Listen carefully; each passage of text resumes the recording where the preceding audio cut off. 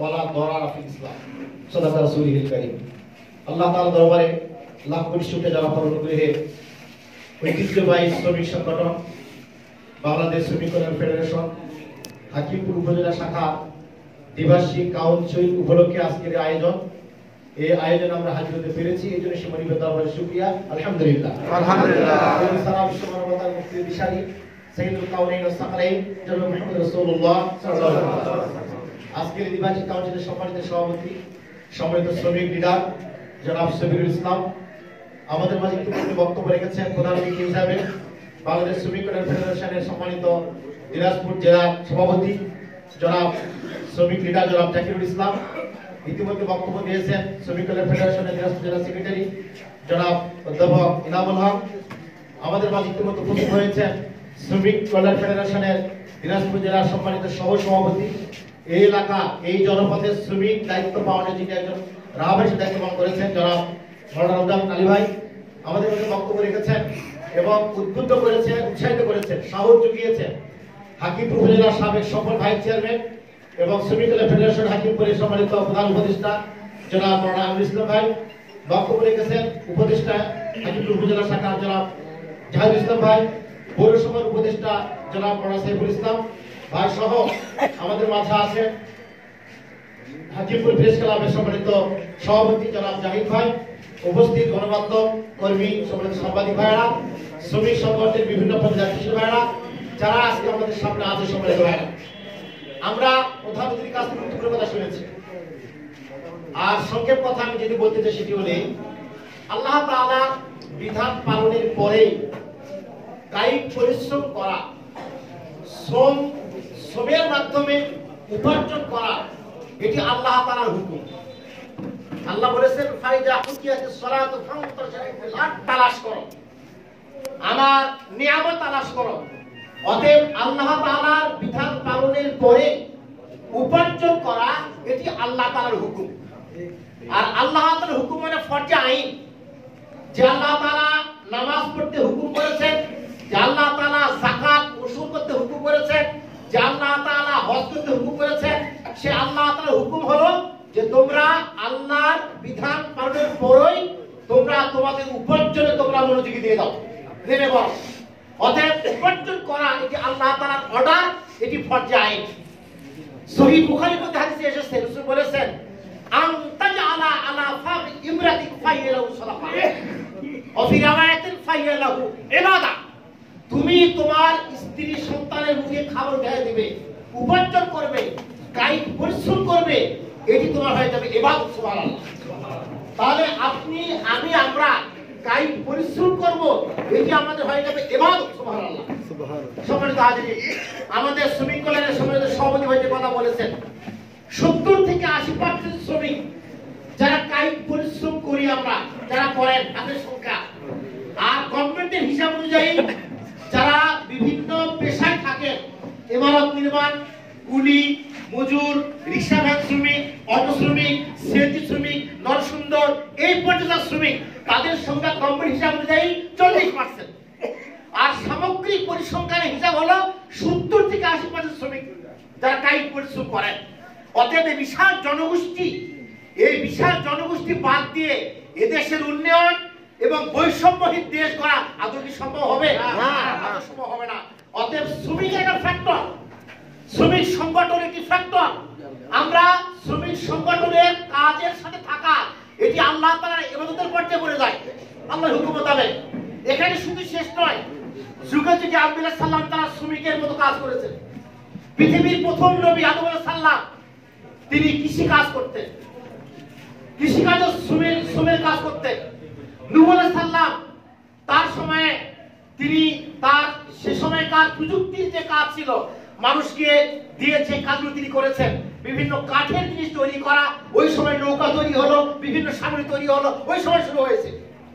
হযরত দাউদ আলাইহিস সালাম, সুলাইমান আলাইহিস সালাম সেই সময়ে লোহার যন্ত্র আবিষ্কার করা এবং লোহা দিয়ে বিভিন্ন জিনিস তৈরি করা প্রযুক্তি সে সময় ছিল।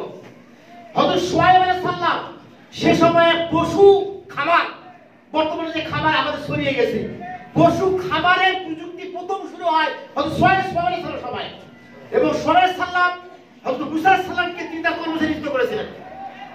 সাল্লাম নবী হয়ে গেছেন, কিন্তু মুসা সাল্লামকে সোহেব সাল্লাম তার খামারে দায়িত্বের জন্য শ্রমিক নিয়োগ করেছেন। এভাবে আব্দুল্লাহ সাল্লাম এই কাজ করেছেন। এবং আমাদের নবী, বিশ্ব নবী জনাব মুহাম্মদ সাল্লাম, তিনি তার ইয়াং বয়সে খাদিজা তিনি ব্যবসায়িক শ্রম দিয়ে সেই শ্রমিকের কাজ করেছেন। তিনি মেষ তাড়াইছেন, মেষ তাড়াইয়ে শ্রমের কাজ তিনি করেছেন। অতএব শ্রমিকের কাজটা এটি নবিয়ানা কাজ। এবং হাদিসটি সেটাই পাওয়া যায় যে যুগে যুগে আব্দুল্লাহ সাল্লামের সংখ্যা যদি পাওয়া যায়, কোরআনে কারিমের সংখ্যা আছে 25 জনের কথা উল্লেখ আছে, আর সহিহ হাদিসের মধ্যে পাওয়া যায় 313 জনের কথা পাওয়া যায়, আরো বিভিন্ন রিওয়ায়াতে পাওয়া যায় 1,24,000। মতান্তরে এগুলো দায়ী ছিলেন তারা। নবী রাসূল ছিলেন 25 জন কোরআনের ভাষায়, আর হাদিসের ভাষা হলো 313 জন, আর বাকি ছিলেন নবীর পক্ষ থেকে দায়ী। তারা বিভিন্ন জনের দাওয়াতি কাজ করেছেন। তারা উল্লেখযোগ্য পরিমাণ ছিল তারা শ্রমিক। অতএব শ্রমিক সংগঠন, শ্রমজীবীরা নবিয়ানা সাথে থাকার একটা পর্যায়ের মধ্যে পড়ে যায়। এবং আল্লাহর অর্ডার, তোমরা কায়িক পরিশ্রম করার মাধ্যমে আল্লাহর অনুগ্রহ, আল্লাহর রিজিক তোমরা তালাশ করো, এটা আল্লাহর অর্ডার। অতএব এটা আল্লাহর অর্ডার মানে ফরজ আইন। অতএব এই জায়গা থেকে আমাদের মর্যাদা, আমাদের সম্মান, আমাদের ইজ্জত আল্লাহ তাআলা দিয়েছেন। এবং যুবতী আব্দুল্লাহ সাল্লাম কিন্তু সেই মর্যাদা ভূষিত হয়েছে। আমাদের শ্রমিক সংগঠন বাংলাদেশ শ্রমিক কল্যাণ ফেডারেশন এদেশের হাজারো হাজার লাখো লাখো শ্রমিকের মাঝ থেকে শ্রমিক কল্যাণ ফেডারেশন তাদের জনশক্তিকে নীতি, নৈতিকতা, আদর্শ এবং ভাই যে কথা বললেন তাকওয়া, আল্লাহ তাআলাকে সার্বক্ষণিক ভয় করা তাকওয়া। তাকওয়ার সংজ্ঞা দিতে গিয়ে ভাই অনেক গুরুত্বপূর্ণ কথা বলেছেন। আমি একটা কথা বলবো যে সার্বক্ষণিক আল্লাহ তাআলা আমাকে দেখছেন, আমাকে জানছেন, এটি উপলব্ধি করা। এই যে মোবাইল, এই ডিভাইস, এখানে ভালো আছে, খারাপটা আছে।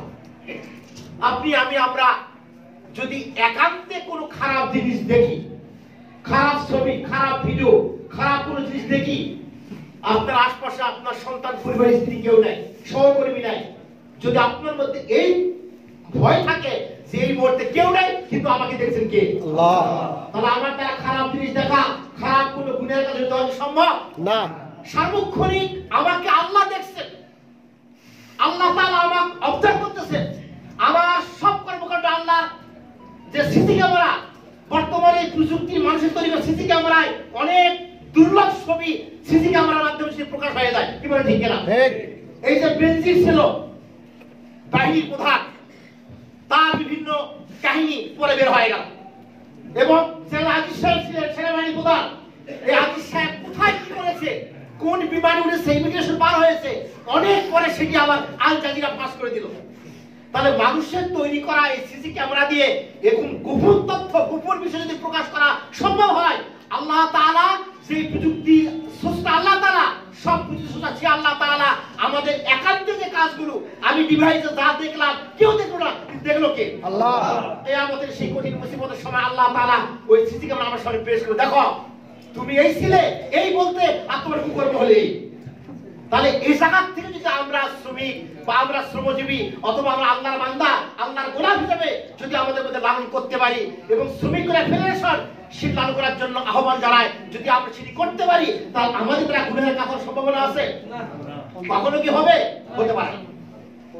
শ্রমিক সংগঠনের মধ্যে যদি আমি আরেকটি কথা বলি, সেটি হলো এই যে বিভিন্ন ক্যাটাগরির লোক থাকে, সবাইকে নিয়ে কিন্তু কাজ করতে হবে।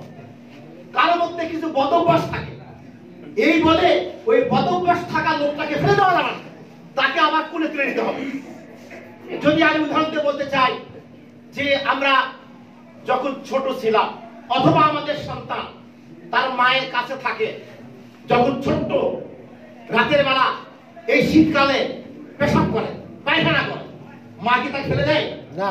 মা আবার যখন টের পায় যে তার সন্তান পেশাব করেছে, পায়খানা করেছে, নোংরা করেছে, ধুয়ে মুছে পরিষ্কার করে তাকে আবার করে রাখে দেয়, বুকে ঢেলে দেয়। কি বলে ঠিক কিনা? অতএব আমার শ্রমিক ভাইদের মধ্যে যদি কিছু এরকম অভ্যাস থেকেই থাকে, একটু বিড়ি খায়, সিগারেট খায়, অথবা এমন কিছু কাজ করে যেগুলো মানে সামাজিক দৃষ্টিকোণ থেকে এটি মানে গ্রহণযোগ্য নয়, যদি এমন কর্মে থাকে, ওই ভাইটাকে যদি আপনি কাছে টেনে নেন, সময় দেন, উদ্বোস করেন, মিলামিশা করেন, চা পানি খান, এক পর্যায়ে আপনার আদর্শ যে করে উঠে পারে। কি বলে ঠিক কিনা? আপনার আদর্শ, আপনার নৈতিকতা, আপনার চলন, আপনার ফিরন, আপনার কর্মকাণ্ডে সে সংযুক্ত হয়ে যেতে পারে। অতএব যে বিড়ি খায়, সিগারেট খায়, অথবা মদ্যপান সাথে খায়, অভ্যাস তাকে দূরে সরে দেওয়া দরকার নাই। তাকে কাছে নেওয়ার জন্য আমাদের সময় দিতে হবে, কথা বলতে হবে, চা খেতে হবে। তাহলে এক পর্যায়ে দেখা যাবে সেই ভাইটা আমাদের দিকে চলে আসবে। কি বলে ঠিক কিনা?